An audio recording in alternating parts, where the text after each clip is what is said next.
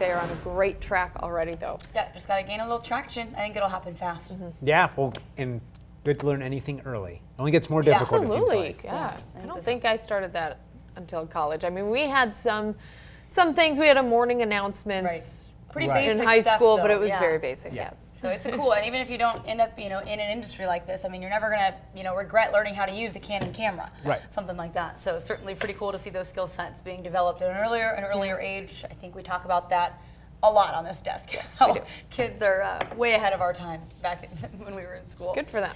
All right, well, this morning we are off to a wet start, and again, it's so dependent on where you live, but you could be dealing with some winter weather on your drive this morning. So we'll break that down in a sec, but did want to show you kind of the plus side of all of this. If you're one who doesn't love dealing with the winter weather, at least we're seeing it do some good stuff up in the mountains. We have about 3 inches of snow.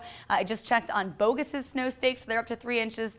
Brundage here with about 3 inches, so kind of surpassing that, climbing toward 4 inches. So hoping for some additional fresh powder in the mountains, but we do have the winter weather advisory that doesn't just include our higher elevations. It actually includes some of us here in Ada and Elmore counties down into the Magic Valley, southern Twin Falls County, and even Owyhee County. So in general, these areas in purple could see 1 to 3 inches of snow before 11 o'clock this morning. That's when this advisory is set to expire. Most of this is going to arrive in the window around that morning commute this morning and then taper off from there as we get into the later part of the morning, early hours of the afternoon. In general, we're going to say 2 to 4 inches for our mountains, locally up to 8 inches. So some of those hardest hit spots, highest in elevation especially, could see more than a half a foot of fresh snow.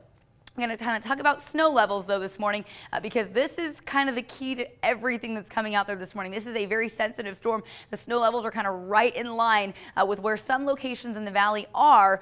So areas above that elevation might see more snow than areas that are a little lower in elevation. So for your reference point, Boise is about 2,700 feet in elevation, give or take. Caldwell will kind of round up to about 2,400 feet. So we're talking about a difference of just a few hundred feet between Boise and Caldwell. And then Mountain Homes elevation right around 3,000 feet. So you gain a little bit of elevation as you head east.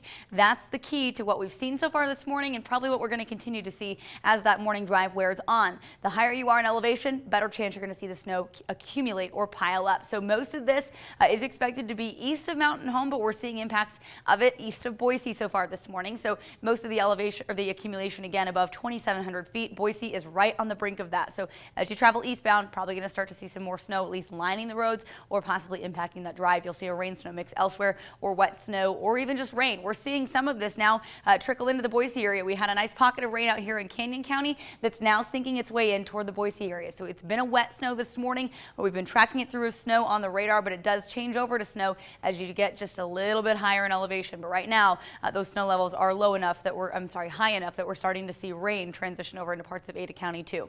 Overall, just a wet start. It is snowy up toward Cascade and McCall. If you're driving on highways 55 or 21, I've seen some interesting website cameras on the website there from ITD. So we have wintry driving conditions. It is slick on those roads with snow coming down on top of it. Futurecast showing again most of this impacting the region early this morning. That rain snow mix scenario may be carrying over into 8, 9 o'clock early today. And then from there, it does start to quiet down. We'll see the precipitation shut off and lingering snow showers will stay flying only in the higher elevations as we get into this afternoon. We take a break after today, see clearing conditions late in the day, high in the mid 40s. We'll see some sunshine again on the way forward to Tuesday. It's Wednesday into Thursday that we'll watch for that next system to roll into the Pacific Northwest, possibly bringing us some more unsettled weather or a window for rain or snow or a mix of both. Temperatures today again staying in the upper 30s early this morning as we get into the 9 o'clock hour, finishing the day about 44 for that daytime high. Nice mix of sun and clouds as we get into the middle of the afternoon. We're in the mid 40s elsewhere in the valley today with 20s to low 30s for daytime highs in the mountains. So hopefully some good snow for our ski areas today. We'll shut everything off after this morning. I don't think this is going to be that storm that you write home about after the 2017-2018 winter by any means, but there is going to be enough of an impact that it could cause some slowdowns on the commute.